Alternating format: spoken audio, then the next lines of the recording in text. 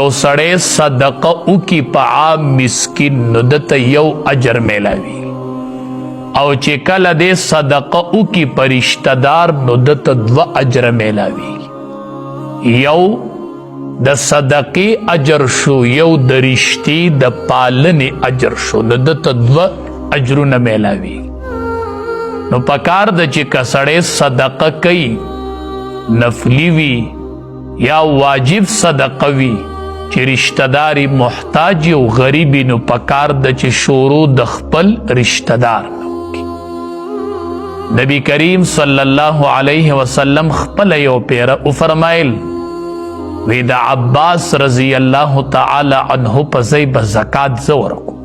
دا زما تر دی، دا زما د پلار مثل دی. قال النبی صلی الله علیه وسلم عم الرجل سنو ابیه، نبی علیہ السلام فرمائی تر د سړی دا په مثل د پلار دی. نبی علیہ السلام د تر یو عجیبه مثال پیش ک لکه د سړی یو تروي یوی پلاری یوی تری،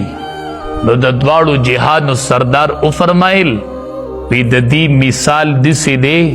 چې یو تنوي او یو تنه 2 سانګي وکي، تنه یوی او سانګي 2، نو دسی سړی نیکوي او آغا 2 زامن وي، نو یو ستا پلار شو یو دی تر شو، نو دا د یوی تنی سانګي دی د دواړو جهانو سردار او فرمایل تر او پلار دا د یوی تنی سانګي دی، یو تنه دا او د اغي سانګي دی چې ستا ترونه 2 دی، نو د یوی تنی 3 سانګي شوي، یو ستا پلار شو 2 دی ترونه شول. نو نبی کریم صلی الله علیه وسلم او فرمایل وی د عباس رضی الله تعالی عنہ په ځای به زه زکات ورکم،